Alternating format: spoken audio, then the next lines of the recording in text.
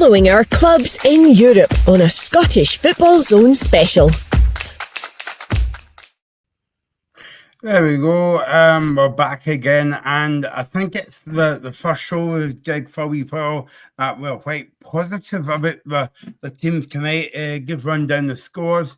First get in the Conference League, Aberdeen got a 1-0 draw against my favourite team, Noah at Piccoglie. By all accounts, Noah look not a bad team. And then the game just finished at Ibrox. It was Rangers won, Braga won, and both of the teams were down to 10 men.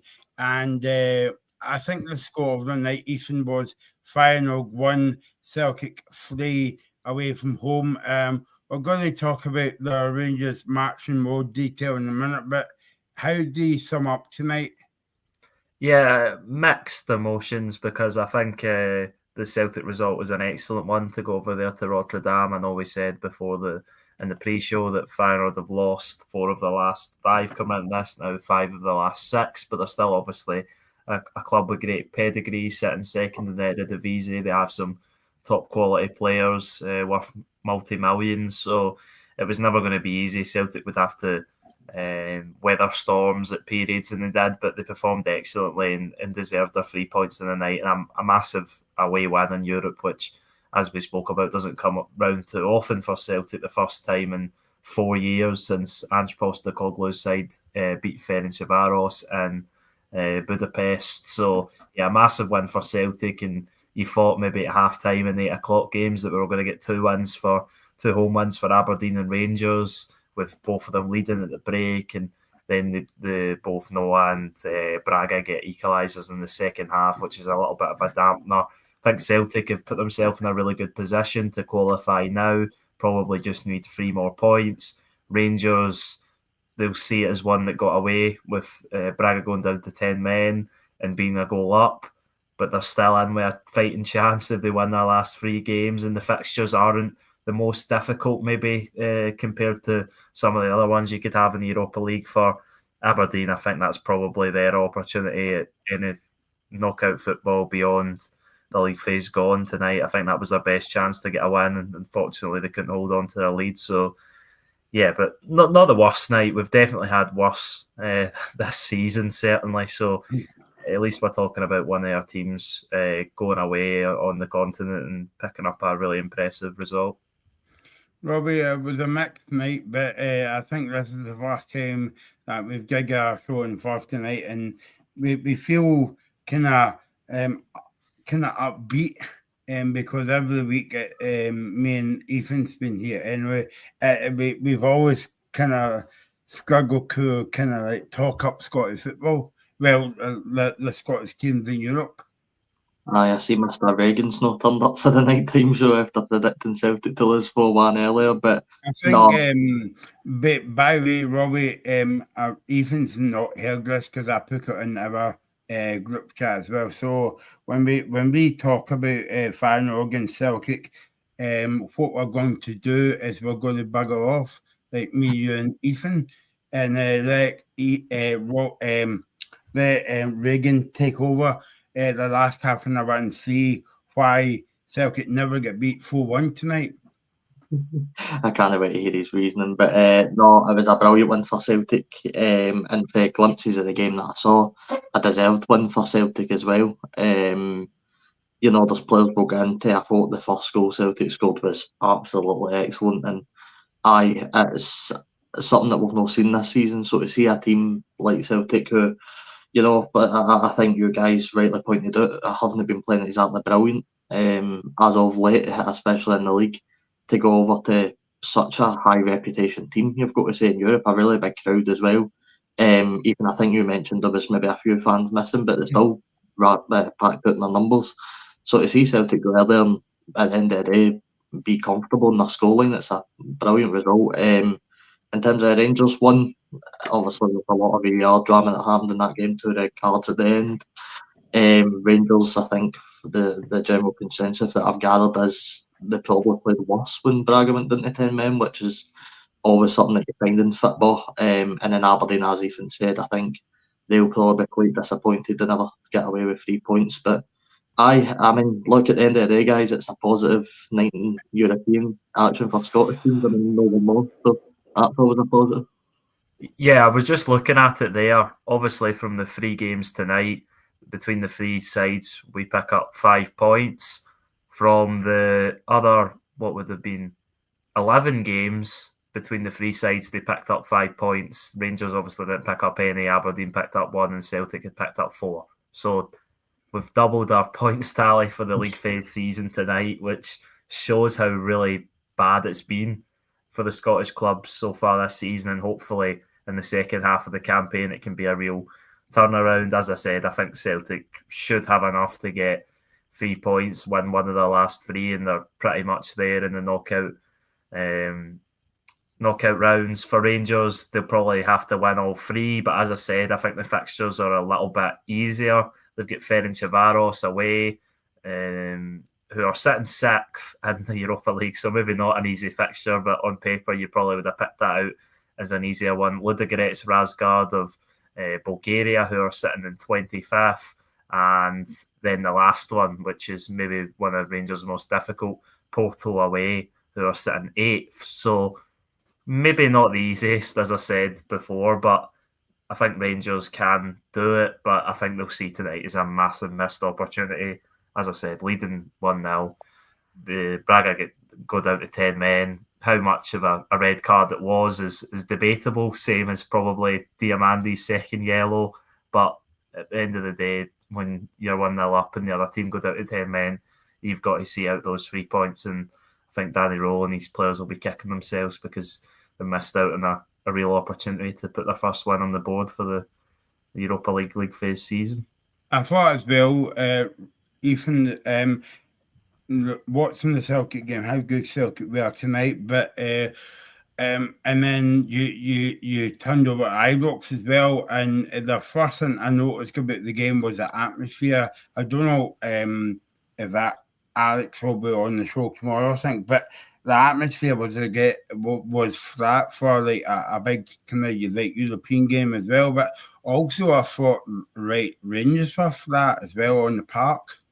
Yeah, it was just a bit of a dull game. I thought the Celtic Feyenoord game was really entertaining, and I know Joe Hart kept harping on about it in the commentary, but I thought it was a really good game, even for a neutral. There was a lot of entertaining moments, teams missing big chances, end-to-end, whereas the Rangers-Braga game didn't really live up to that, certainly in the first half. And then obviously Rangers get the goal from a penalty, which probably by the laws of the game as a penalty, it hits the player's hand. I can't remember who it was, but he has his arm out and it hits him. So you can't really have too much complaints with that. And then they take the lead. Great penalty from James Tavernier, as you'd usually expect. And then you expect Rangers to hold on to that lead in the second half, and they did for most of the time. And then when Braga get the red cards, you're thinking, brilliant, it's going to be even more difficult for them to get back in the game. And then Nasser Djiga with, a terrible error. Schoolboy defending, he flicks it on. And the Braga player puts it in, I can't remember their name, but they scored at Celtic Park as well. Martinez it was who got the equaliser with 20 minutes to go, and then Rangers couldn't really find a second win to go at it again. And I think a draw in that game was probably a fair result as well. Robbie, looking back at the game, the first half, I never wrote a lot down. First half, Butland was called into action early on. He made a double save in the first half. Braga had a lot of the ball. Diamandi short. I think, and that was it, apart from Tavernier's penalty. We can argue about the penalty all day long. I thought the penalty was still a bit soft, but it's still a penalty. People might say about the thinking off for Braga was a thinking off, quite soft thinking off. I stick by my opinion and say, if you lift your head, no matter if it's soft or hard or, it's one of these ones, if it's a boiled dead, gag, if it's hard or soft, it's got a thinking off as well. But No, second half it kind of like came to life as well. I don't know if I was missing anything off my notes there, guys, but like second half was more kind of a bit more lively than the first half. Yeah, I would definitely say that, and I would agree with you on the red card. I think it is very soft on Rodrigo Zalashar, but at the end of the day, you know, when you're face to face with an opposition player and you make any movement for your head, you give them the referee the opportunity to send you off, and that's exactly what he done. So, yeah, just silly, and I think I think Vicens will look back on that as quite poor from his player, and I'm sure he will let him know that he's let his team down, but maybe not, because it helped them get back into the game. As Robbie said, I think Rangers played worse when they were playing against 10, and sometimes that's the case. You've seen that even in the League Cup semi-final between Celtic and Rangers. Celtic started the game really well. Rangers go down to 10 men, Taylor Asgard, and then they eventually get like a second win in the second half and get the equaliser and come back into the game. And it was a similar scenario here. Mohamed Diamande sent off right at the end with the second yellow, which, as I said, was a wee bit soft, but at the end of the day, it could be given as a yellow, so you can't really complain. It was a game of soft decisions, but yeah, I think Rangers will be really disappointed, but it is progress, because in the previous 4 games they hadn't picked up any points, so you could look at it in that way. And this is a Braga team that has done pretty well in the Europa League so far this season. They obviously went to Celtic Park and won pretty convincingly there, so yeah, I think there's positives to take from Rangers, but ultimately you wanted 3 points tonight, especially in the position Rangers were in with less than half an hour to play.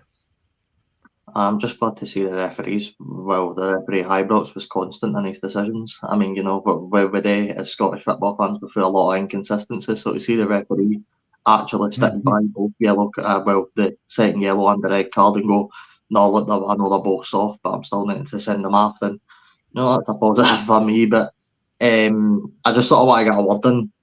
I know we're here to talk about the 3 Scottish teams, but I feel it's only right to sort of send wishes out to the Aston Villa players and some of the fans, because I don't know if you guys seen it. They obviously played young boys. Daniel Mallon scored a double.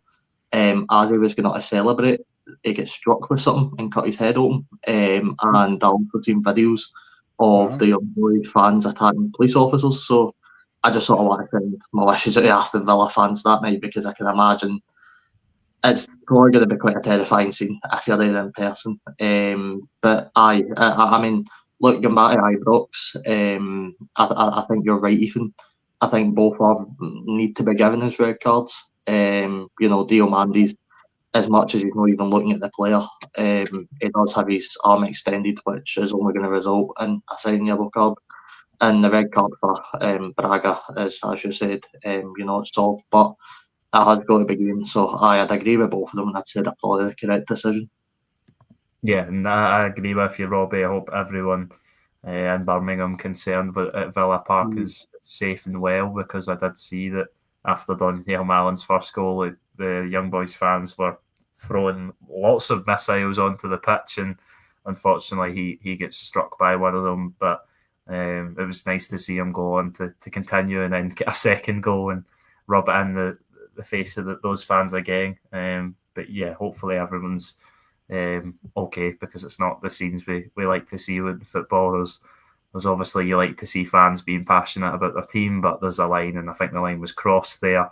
And yeah, I thought, even relating to the Scottish teams, I thought the Feyenoord fans were quite crazy tonight, even though the ultras weren't in the ground. I think there might have been some of them still dotted about the stadium, especially after the first goal. I think there was, what was it, fireworks or flares? Fireworks going off, yeah, but they were saying on the telly that they set the fireworks out outside the park. Yeah, and then they got into the ground. So yeah, and I seen them. I'm sure you've seen there was multiple incidents of Celtic players with lasers in their face and stuff like that. And yeah, so yeah, I mean, you shouldn't really be doing that, but I think Lasers is certainly a lot better than throwing stuff at players, and that's for sure.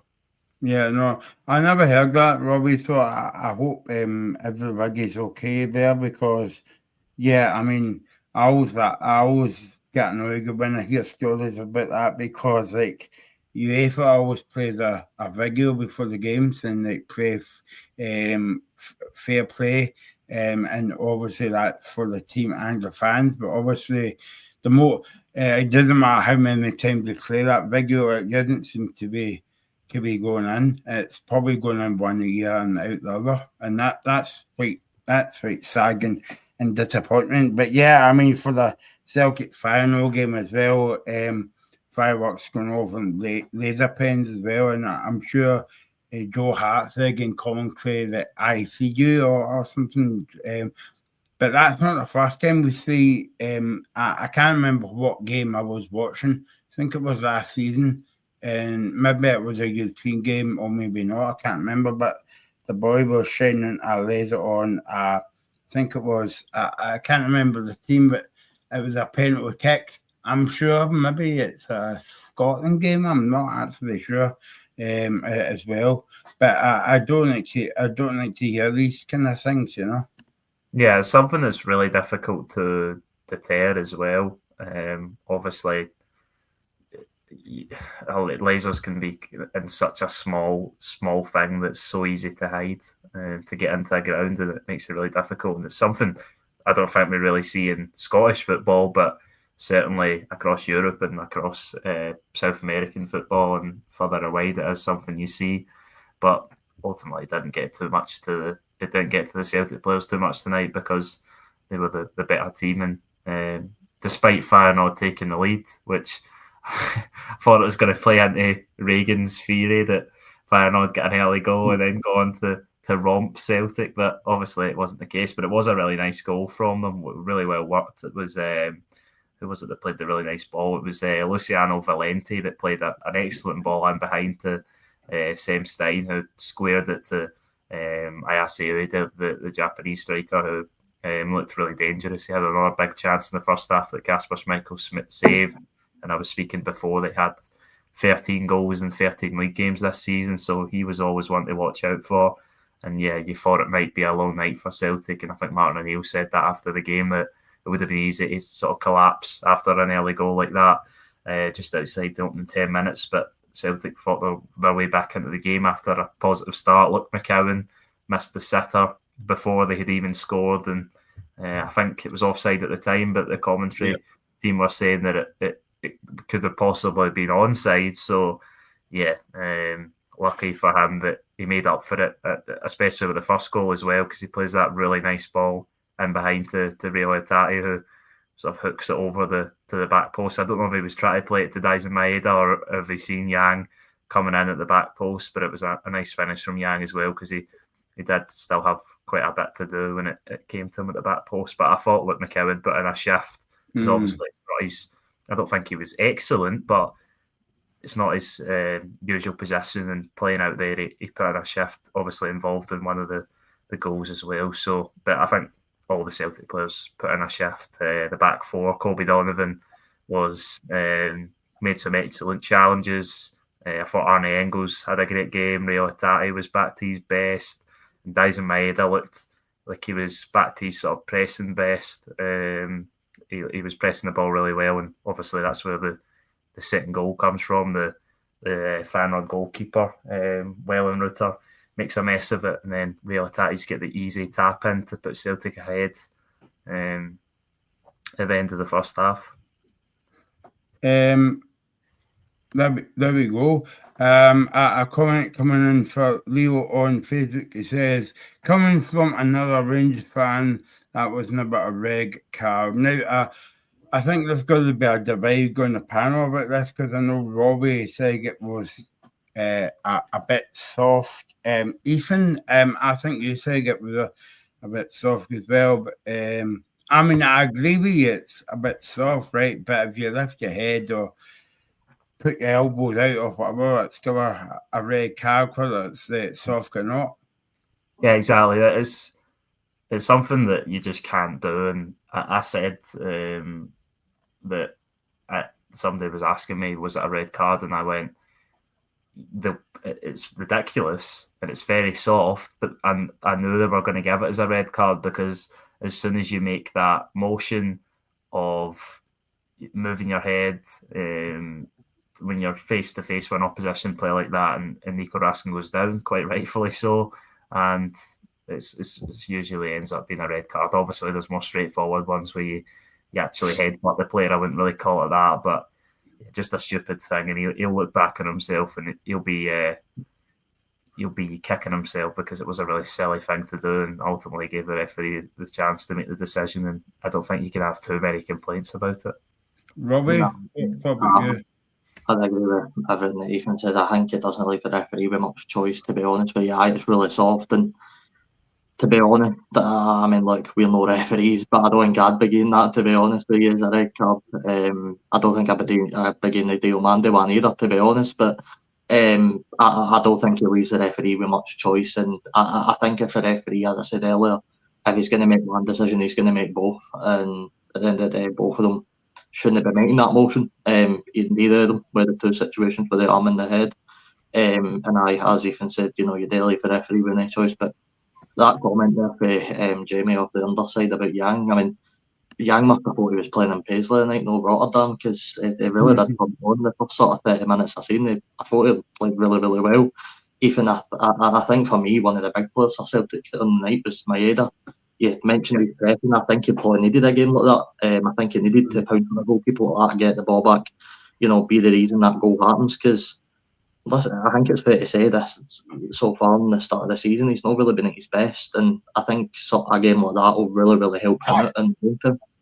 Yeah, and I think he's been playing and you can understand maybe someone who's got their head elsewhere, and because obviously we know that he wanted to move away, and it looked like he was going to get his move away in the summer. Obviously, he didn't, and he seems like a player who's been playing with his head elsewhere, and that would be understandable. But maybe a performance and a result like tonight with the unity the players showed with the celebrations, especially after the third goal, is something that maybe brings him back into the pool of Celtic, and he decides, okay, I'm going to give my best to this football club because I can have some excellent nights like this and perform really well and even attract myself a big move when the club understand that I want to move on. And yeah, he does really well for the third goal as well. I think it was Kobe Donovan from the throw-in on the right-hand side that puts it across, and the keeper's kind of coming out to get it, and he just lays it off for Benjamin Nygren, but take nothing away from the substitute because it was an absolutely excellent finish. He put it in off the bar, and Nygren's someone who I keep saying to people that I know he's not been starting, but he always gets so many chances. He's always in the right place, and it's a really good thing because if he gets really confident in front of goal and starts putting the goals away, then he could be someone that I think could score a ridiculous amount of goals in a season. And maybe he has not yet, he's not the same quality player yet, but goal scoring midfielder wise, he could be maybe that Matt O'Reilly replacement that Celtic were looking for, because he obviously scored a ridiculous amount of goals in his last season in Scotland. And I think Benjamin Nygren, I don't know how many goals he's got this season already, probably close to 10 if he's not hit that mark already. So, and I don't think he's been at his best either. I think he's got other levels to go to. So a really promising night for Celtic, some really promising performances like Yang. And yeah, I think Yang's a player that every so often, every few months, he'll show one of these performances, and then he'll go back into being just a player that's not great. But if he can consistently play at the level he did tonight, then yeah, there definitely could be a future for him at Celtic. Right, guys. Thanks for watching. We're going to go away now. I think the last half an hour, we should leave Reagan on to tell us why Celtic won tonight. Because by the way, if you haven't watched the show, go back and watch the pre-show, because when we done our scores, Reagan was very confident. 4-1 to Feyenoord. So, Reagan, are you still there? I'm here, Michael. I'm here. Okay, that's good. Is that humble pie nice, mate? Yeah, it is. I didn't actually have some humble pie. I was eating some pasta bolognese there, but I mean, I think in general, Michael, I felt like as soon as that final goal going in, there was a bit of grin on my face. If you'd have seen me, you'd have been laughing. But I mean, because I was actually thinking it was going to be a long night, but Celtic Yeah. actually played pretty well. But I thought Feyenoord played well, and I was listening to you to you guys there, and I think it was a very good game to watch because at the end of the day, I think Celtic's second half, I think that was the best I've seen them play for a long time because Feyenoord they could hardly get a touch of the ball, and it's not very often you see that in Europe. Yeah, no, I would completely agree. I thought some Celtic players performed their best in a while, and Celtic, as I said, there's lots of positives to be taken from tonight, and they can carry that into the Wilfred Nancy reign when he arrived. Don't let him kid you, by the way. He's trying to get back on the good book so that he can get into Parkhead for the Dundee game on Wednesday night. I'll be there, Mike. I'll be there. I'll be there, but I will be there.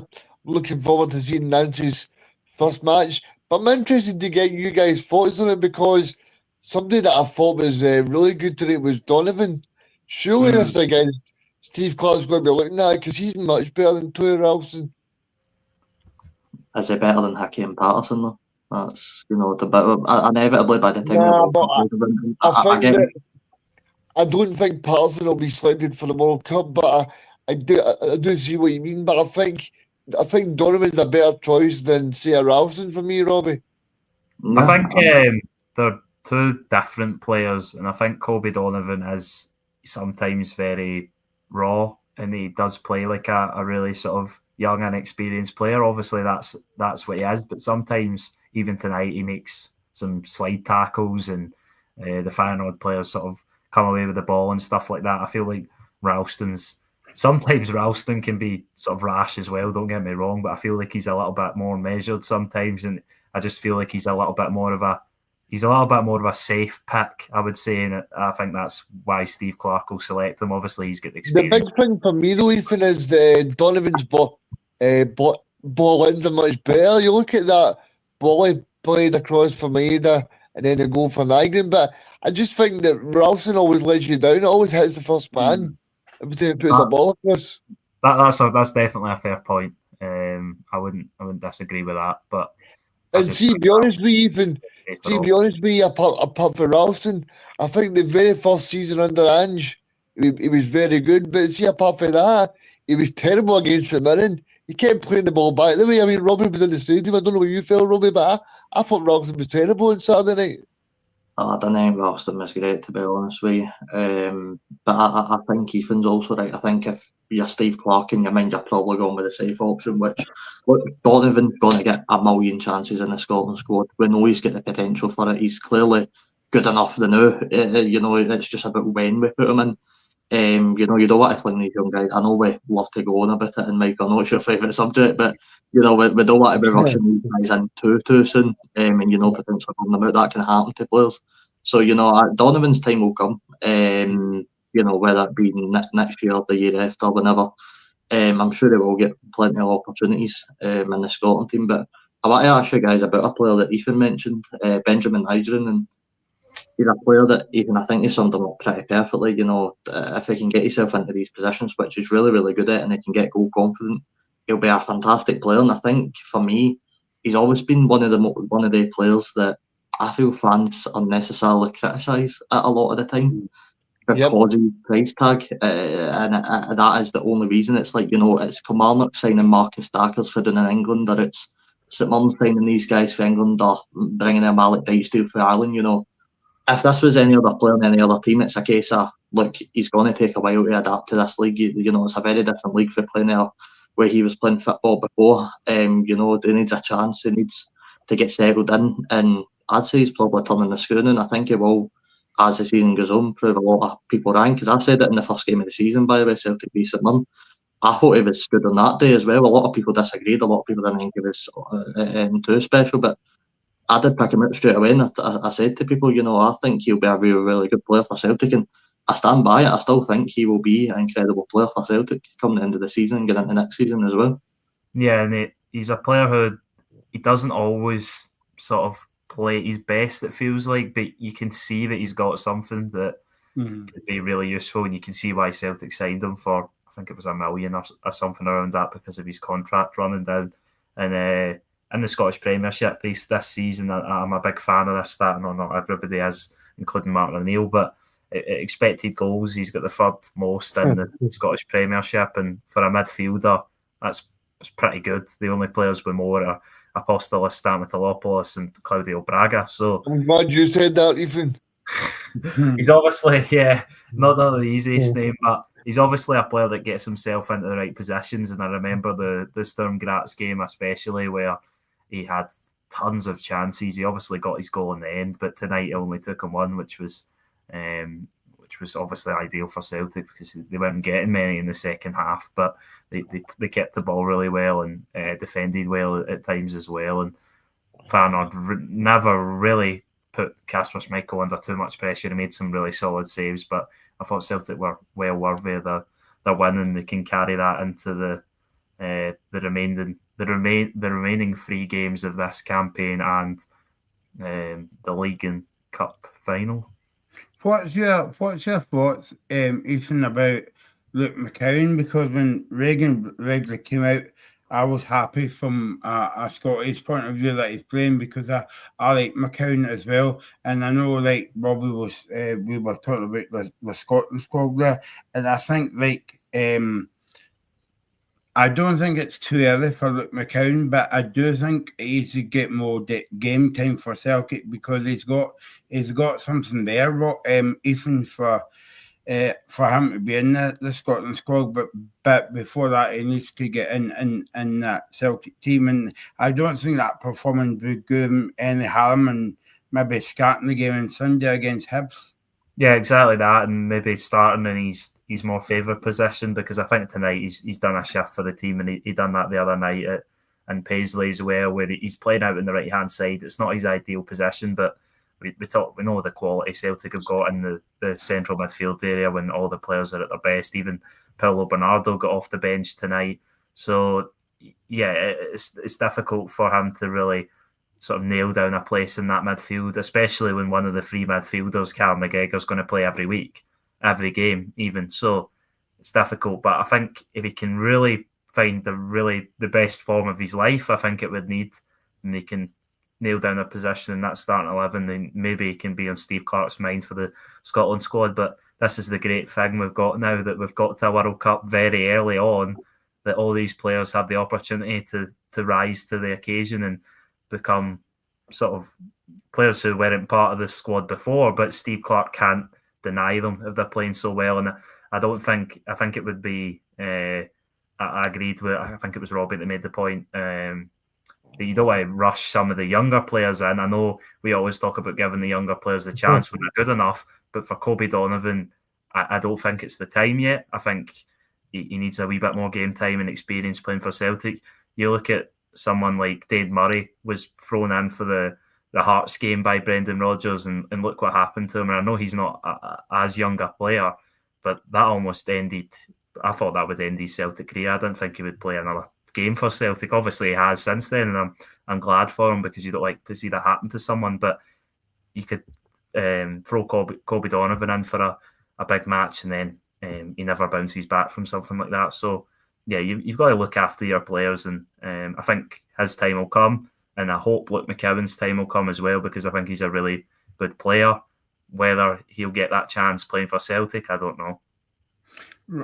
Reagan, I'm going to speak to you about Martin O'Neill, because he's done a brilliant job since he's come into Celtic, and if Sunday's his last game against Hibs, I'm sure the Celtic support will give him a big round of applause, because he's come in and maybe, I'll go on to say he saved the season, but he has saved the season. Yeah, aye, but also what I mean is, like, he's make the team look like a team now, and a lot of supporters they get to enjoy watching the Celtic team under Rodgers, but because Martin O'Neill's came in, he's kind of galvanised the squad. But one player I want to do an Ethan's and Robbie's take on is Oscar Krusty. I think he's actually, I think since Martin O'Neill's come in, I think you've seen a different side to him. I think Trusty and Skills have been good. I think Skills has been really good since Martin O'Neill's come in. Maybe it's because he's doing really well with Republic Island as well, but I think Skills and Trusty have been great, Mike. I think that's a good point you make. I think the biggest thing that Martin's done is made it simple for the players again. He's not spoken about the board too much, because I think that's something that Brendan Rodgers spoke about quite a lot. I mean, anybody that knows me knows that I'm a big Brendan Rodgers supporter, right? I didn't think that Brendan Rodgers was a problem, but maybe Brendan Rodgers just was fed up with the board. He was fed up trying to get the best out of the players. And maybe that's what the players needed. They needed a fresh voice, because maybe the players thought, right, like Celtic didn't back Brendan, but then Brendan probably spat the dummy out too much and affected the players. I don't know if you guys agree, but I just think Martin O'Neill's kind of steadied the ship a little bit and helped the players get back on track. If we're being really honest, Rodgers flung the players under the bus at his time at Celtic. He did. Some of the quotes about driving a Ferrari and all this nonsense, it's flinging your players under the bus. It's not what any of the Celtic players would have wanted to hear, and it would have absolutely shattered their confidence. So, Regan, I completely agree with your point. You can see why the players didn't look interested under Rodgers, and I think Martin O'Neill's just gave them that bit of fresh air, as you said. He's more importantly been brave as well. I don't know about you guys, but I can't imagine it's easy to drop a player that Celtic spent half a £10 million on in the most recent window, you know. So I think Martin's just, to be honest with you, I think Martin's just having fun with it. I think he's enjoying being back in the Celtic dugout. He probably knows that he's not going to be in the job after Sunday, so he's just fully enjoying himself while he's still got that time left. Yeah, exactly that, and I would agree. I think Austin Trusty has really sort of stepped up recently, and I think we've seen at times in his Celtic career that he is a player that can be a real asset to Celtic, and I know that it's maybe not the most conventional in modern day football to have two left-footed central defenders, but it's obviously with Carter Vickers injured and out for the season, Celtic are going to need to get used to it. But I think Liam Scales is I'm puzzled whenever I see Celtic fans criticising him, and obviously he has poor games. Don't get me wrong, but Scaldini, people call him. Yeah, I think he's possibly been, and correct me if I'm wrong, correct me if I'm missing anyone, but I think he's been the best defender possibly in Scotland this season. Is that a crazy thing to say? No. I'd only fling Craig Halkett up there. Craig Halkett, definitely. I'd say Scales overall. I mean, I watched him for Ireland the other two games that he played, and he was absolutely phenomenal there as well. And he was playing in a wing-back position for Ireland as well, but he just covered it so well. I mean, this is probably a question for tomorrow, but do you think there's any players like Rangers and Celtic that are potentially looking in January to get out, to potentially get in that Scotland squad? Because you look at players like Finlay Curtis, James Forrest, they'll be looking to get on that plane.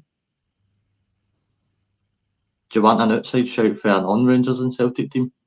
I think if you're James Wilson, you've got to be wanting at least a loan move. And I don't think James Wilson's going to be first choice in Scotland by any means.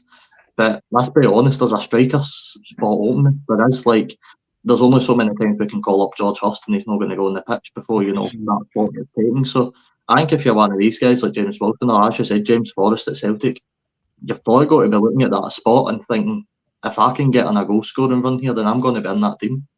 Robbie, I've not asked you yet, because obviously I know I'll obviously speak to you about it if you're going to be on the show tomorrow. But if you're Steve Clarke, are you taking Barnes to the World Cup? I'm no, but you don't want to see who I'm taking to the World Cup if I'm the Scotland manager. So I'm not taking Harvey Barnes. Mikel Mandaron. Marcus Fraser's my right back as well. But no, I'm personally not. Wasn't Milling team then, Robbie. Marco Harris in my midfield next to. I'm going to actually, you know, it's an interesting shout. By the way, I think it was you and Cameron talking about this. Fling everything at getting Callum McGregor back in the Scotland team for the World Cup, because I think it'd be a fantastic shout to be in that team. I think that's the only time in my life that I would agree with you and Cameron. I was going to say sorry that you watched you and Cameron, but I should have listened to what you said about McGregor. And that, by the way, I know your feelings about you and Cameron, so you're not getting away with it, Robbie, right? If I'm going down, you're going down, mate, right? That's the name of the game as well. But I just want to jump across to Ibrox and talk about that game quickly. Regan, me and Ethan Robbie spoke about the singing off, the two singing offs. What about the two singing off? The Ibrox scarking with the Braga man getting sent off by a kind of, what you would say, a brushing headbutt. Yeah, Mike, I was listening to you on YouTube before I come on, talking about boiled eggs and fried eggs and whatever else you were talking about. I think it was a sending off. I think it was a sending off. I do agree. I do agree. It was a soft egg, but I think it was still an egg. Yeah. You know? Hashtag soft egg. Yep. But in terms of Diamondi, I just think he's very stupid to do that. To make the referee make a choice. Obviously, as a second booking, but I just wanted to say to you guys, I mean, see that, is it Jaga, whatever his name is? Yeah. That guy just looks as if he's running on treacle. He just doesn't look as if he's tuned into the game. No, for that goal. I mean, I had to go back and see the goal, and I just can't believe what any of the defences did. To be honest with you, it's such an easy goal to score for Braga. It's quite unbelievable, to be honest. I consider a goal like that. But I think a lot of people probably want Giga dropped now. I can imagine Alex is going to be one of them that if he's on the show tomorrow, will probably be wanting him out the team. And look, I think in terms of Rangers overall, I just think they lack in bravery. I don't think they can adapt properly to that big game. I think there's too many characters in that team that need replaced. If you get me, I think, you know, there's players in there without doubt that have quality and can stand up to the big games, and they've got it in them. Nico Raskin's a prime example, a player I've always turned to at Rangers. I think he's got everything you could want in a midfielder. But there's too many players in that team that in January and at the end of the season, I think will be replaced, and I think you'll see Danny Rowe trying to bring in some of his own players. And to be honest, I think on nights like that, if Danny Rowe has his own team, I think Rangers probably win that game quite comfortably, because I think with the way the first half went, Rangers could have walked away with 3 points there. Robbie, you're talking about Raskin there, right? I heard Billy Dodds on another programme the other night talking about Rangers overspending in the summer, in terms of that's why he thinks that that ultimately Fell and Stewart were sacked, right? So do you think Raskin will be a player that might be sacrificed in January? I think every Rangers fan would say no. I mean, that's a player to me that's too valuable to lose, almost. Unless some silly money comes in, then at that point you're just going to take it in you. But I think as long as... Okay then, Robbie, to tell you then, what is silly money? In the other region of 20, 22, 25 million is probably getting to the point where it's silly money. And I think, by the way, if what about 15 million? I think Rangers have got it. I think I'd say no if I was Rangers, to be honest with you. I don't know, Robbie. I don't know. Because I don't know if you'll be able to get that. And I don't know if you'll be able to. Because is he going to sign a brand new contract next year? I don't know. We don't know, but again, though, if Raskin goes away to Belgium at the World Cup, which he'll be in that team, and he has a fantastic World Cup, you could be talking about his money skyrocketing through the. I know. He's a valuable asset at Rangers, and there's so many other players in that team that you could get rid of. I mean, there's literally loads in there that I think Rangers fans would agree and move on. I just don't think they've got the character to be Rangers players. And for me, the guys like Raskin and Gassama as well, by the way, I think Gassama's a good player. These are guys that Rangers, for me, has got to be hanging on to and trying to build the squad around going forward. Aye, but listen, guys. I know you were talking about Raskin there, right? But one man, I don't think he's been the same player since Michael Beale kind of like came out with all that kind of. Sorry, no Michael Beale, Russell Martin came out with all that kind of stuff. Because up until then, Raskin was a good player, but I mean, since he's came back in the team, maybe I'm being about fair, but it doesn't look the same kind of player, and maybe that depends on who he's playing with and who's playing me ring about, but I don't think it's the same Nico Raskin that we saw before. No, but my counter argument would be, Michael, that he's gone away to Belgium and constantly putting on really good performances for the national team, which indicates that he's clearly got the ability there. Maybe it's the way he's being played under role. I don't know. Right. Maybe just Maybe it's the role he's playing under Danny. Maybe it's maybe he's just not settling in that role. Who knows? But I don't think going forward he is a valuable asset that Rangers need to keep. To be honest with you, I don't think you're going to find a midfielder much better than him. Yeah, no, Reagan's trying to get back in everybody's good books now, Ethan. After that scoreline, we won't forget it and see if Celtic wins the. It was 1-0 to Feyenoord after 5 minutes. I was almost right. I was Getting excited. Yeah, no, I was jumping about until they scored the third goal. It's all right. By the way, see if Celtic wins the Conference League, but I don't think they will. We'll come on here and The Conference League. Yeah. They'd be doing well to win the Conference League, Michael. I know, but if Celtic drops down to it, I was trying to be fair. You can't drop down to it anymore. No, you can't drop down there. You can't drop down there. All right, okay. All right, then. There you go. I've made a mess as well, Reagan, so that's good. When they win the Europa League. Yeah, exactly. That's what I was going to say that time, but I was trying not to be too smart, but there you go. I was too smart with the Conference League. I will. I think Celtic will be happy. I mean, it's their first big European win away from home in 4 years, I think the commentator said. So it's massive for the team.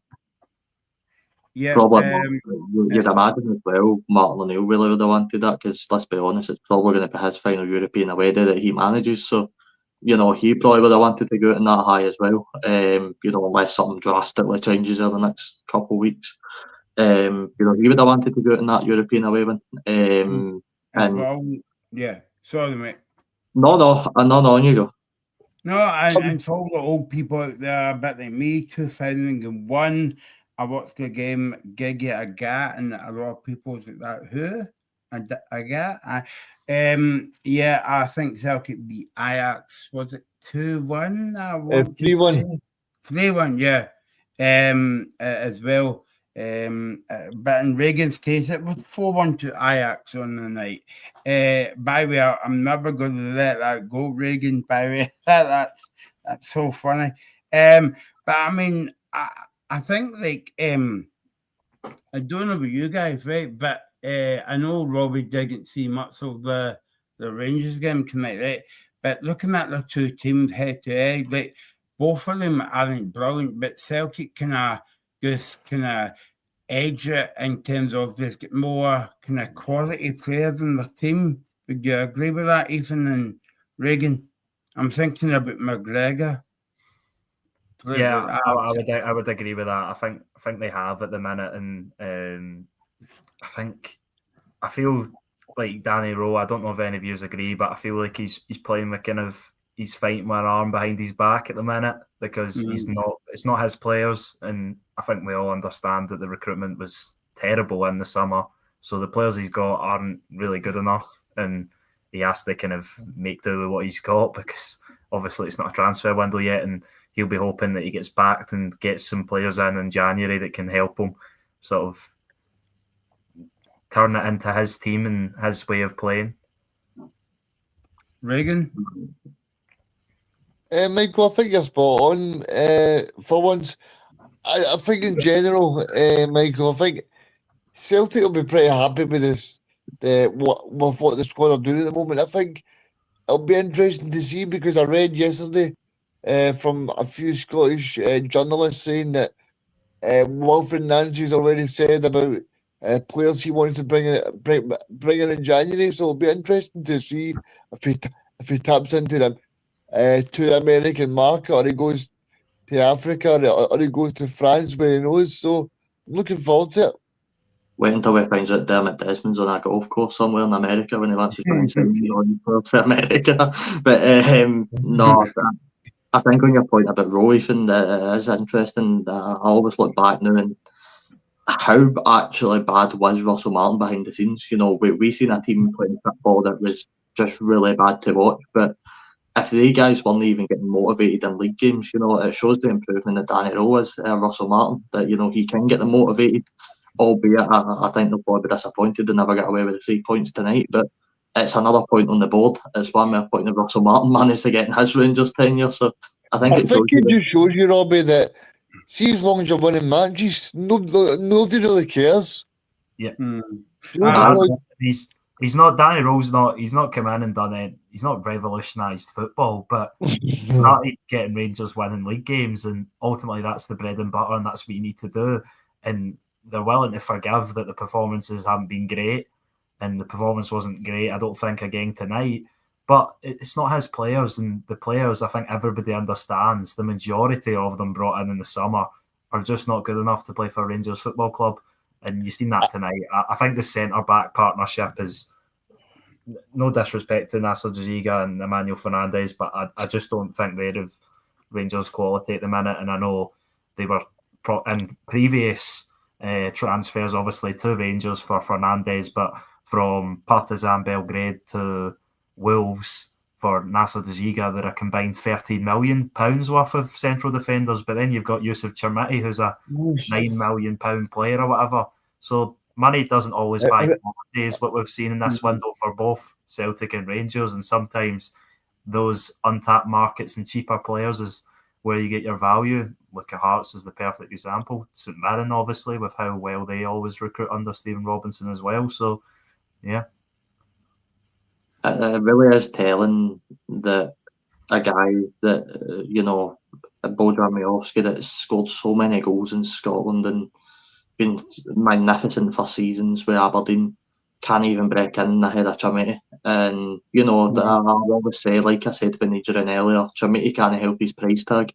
He can't help getting bought for £8 million and brought into Rangers. But surely any of these managers, and also we don't know what role season training with these guys, but surely Miovski's a better option than Yusuf Chermiti at this point. I mean, that guy just does not look like a striker for Rangers at all. It doesn't look like a striker for Flolo Juniors. Never mind Rangers. I mean, he wasn't really in the game much, you know, apart from like he was involved in that penalty incident, what was it, in the first half. But I mean, apart from that as well. But I mean, on your point, guys, about Rangers are not playing brilliant football and they're picking up results. Aye. But I would say if you were a Rangers fan walking away from that game tonight, I think you would be happy that you got a point, but disappointed you never won because it kind of feels it a defeat because Braga was getting 10 men for what, 20 minutes or 25 minutes as well. But I mean, then again, it shows you how poor Rangers are. Aye, well, you know, Ethan summed it up there, right? You both made two very good points and summed it up perfectly. Ethan mentioned the two centre-backs. Rangers used to go in with Philippe Palander and Connor Goldson, who teams would absolutely dread playing against. I mean, the defence, Rangers used to have always used to stop big European teams.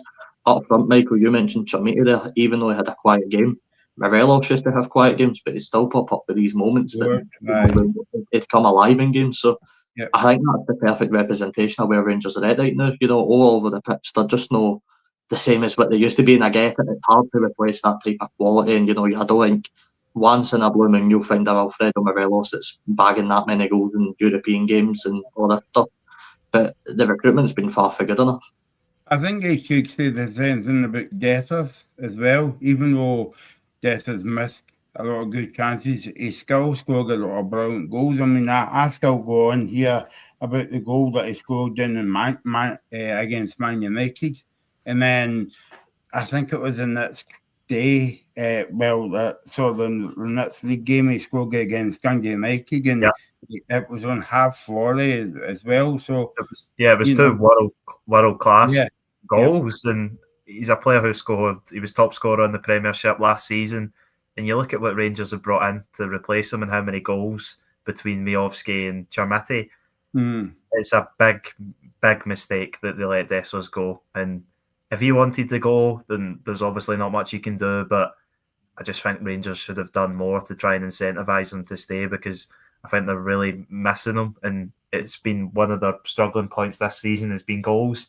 I know defensively they've probably been under par of where they should be as well, but they just don't really look like goals coming out of really anywhere. I know they got a goal tonight, but it's through a penalty. So, yeah, they just look a bit toothless in front of goal. And even the player who maybe was the bright spark, Diego Casama's kind of went a little bit cold recently, and he's not really been as firing on all cylinders. And that's the thing, you can't rely on one winger to carry you through a season of creativity, because naturally almost all wingers in the world, you can go at the highest level of football, wingers are inconsistent usually, and you can't rely on them for all your attacking output. And that's what Rangers done in the early parts of the season, and it's really coming back to bite them now when none of their strikers can find the back of the net. By the way, I'm being a bit harsh for you, right? So if we're talking about that serial deaths, but I can go back to like Joe Rebo's time and that team, right? I don't know the Rangers squad offhand, right? I would need to find it, right? But see, looking at that Rangers team tonight, can you name me? Well, obviously apart from the obvious one, Butland, Tavernier, and and Raskin would maybe get into the team like 2 or 3 years ago. But after that, you would be kind of like scratching your head, because I mean, nobody kind of like jumped out at me. And you would maybe say Malowski if he was having more game time and all the rest of it, and Lyle Cameron, he's not really hack off at Rangers yet. He's not actually really had a game. In the game that he scored a few goals. But I mean, apart from that, like I think you would be struggling to put any Rangers players in the team from now to like maybe like 2 or 3 seasons ago. Well, you look at Even Michael Beale's team. I've just pulled up the Leipzig game for Rangers where they beat them 3-1 at Ibrox. Looking at the team there, obviously there's players missing in this lineup. You've got McGregor in goals. I think McGregor's one of the best goalkeepers Rangers have ever had. I don't think Butland gets in there, to be honest. Tavernier's obviously still there. The back two that day, Goldson and Bassey. I don't think any of the back two break into that, to be honest. No. Borna Barisic at left back. Roma doesn't. I know he didn't start tonight, did he? No, Max Aarons. I don't think he gets No. Three in the midfield, Lundstrom, Jack and Kamara. I think Nico Raskin probably finds his way into that midfield, I'd say, but apart from that, no one else. Front three, Kent, Aribo and Wright, that game was. Probably Gattama in for Wright. Yeah, maybe. Yeah. But that's what you're then looking at two players out of this Rangers lineup to make it into that, which really does tell you how poor the recruitment's been. And that tell you how backstep Rangers has been under Russell Martin as well, and recruitment as well. But, but how much of a backstep it's been so far under the 49ers. That's clear. Yeah, obviously they've invested a lot of money. They've got a chance to right their wrongs. They've appointed a new manager. They're going to appoint new sporting directors and chief executives. They've got a chance to right their wrong, but early on it's not started well. But you don't always get things right first time. So They've still got a chance to win a Scottish Cup. They've still got a chance to win a league. They've still got a very slender chance to get out of the Europa League phase and into the knockout rounds. But yeah, it's not been a great start for Rangers. I feel like we barely spoke about Aberdeen tonight, but there's just not. I feel like there's not really much. I feel like there's not as much to speak about on that game. They'll just be disappointed not to hold on to that lead. It was a good goal from Kevin Nisbet at the end of the first half. I believe it was his first goal of the season as well, which probably tells you that the problems have been at Aberdeen. They've been struggling to score this season. And then Noah get the equaliser. I believe the player that scored in his last 4 Conference League games or something like that. So he's been hot in form. Yeah, but I don't think it really changes Aberdeen's season. I don't think they really had a chance of getting out of the Conference League anyway. I think the fixtures they were handed were too difficult for them and a step too far. And now they can maybe focus on league form a bit more and try to climb up that table because they'll put themselves into a decent position. And they'll be looking to fight for European places and fight for the Scottish Cup when it comes round again. Yeah, Strasbourg did just beat Crystal Palace 2-1, so that probably shows you the level that Aberdeen are going to be facing in a couple of weeks. But Kevin Nisbet for me is, I don't know why he's quite been dropped, and I know that strikers on the scoring goals should then take him out of the team at some point. But I think he's one of the most natural finishers in Scotland. When he's got his feet, he's amazing, man. I think that goal summed him up. I thought it was a brilliant turn. He was so quick with it, get the shot off, and a really good goal. And I hope Tillane will start playing him in more games because I genuinely think he's a really, really good striker. He's obviously someone who I want to get in good form for Steve Clark as well. Yep. So him and Shankland got front in the World Cup final, brilliant. And I just had to get Shankland in there. By the way, I'm not a Hearts fan. Just in case you're wondering. I'm a Hibs fan. No, I'm not. There you go. So final scores tonight was Aberdeen 1, Noah 1, Rangers 1, Braga 1, and they went down to 10 men each. So that was good. And Celtic won 3-1 away to Feyenoord, and we get Martin O'Neill's last European game before Wilfred Nancy comes into Celtic. I'm trying to practice his name because if we get him on the show, I'm going to make a absolute fool of myself, but who cares? Thanks for watching. Don't forget you can subscribe to the channel Scottish Football Zone on YouTube. Hit the like button, the subscribe button, and you'll see us going live every Friday and Sunday. We're also on TikTok, Spotify, everywhere. We're everywhere. Even we're outside your front door now, so don't open the door because the Scottish Football Zone will be there. The guys will be back tomorrow with the build-up of the weekend, and then on Sunday as well. And we might have a show on Monday to announce the new Celtic manager. I wonder who I'm talking about there. Thanks to Robbie, thanks to Ethan, thanks to Reagan, thanks to everyone that's watching. And we'll see you again soon. Be here at 5 o'clock tomorrow night. Subscribe to the YouTube channel, the Scottish Football Zone. Following our clubs in Europe on a Scottish Football Zone special.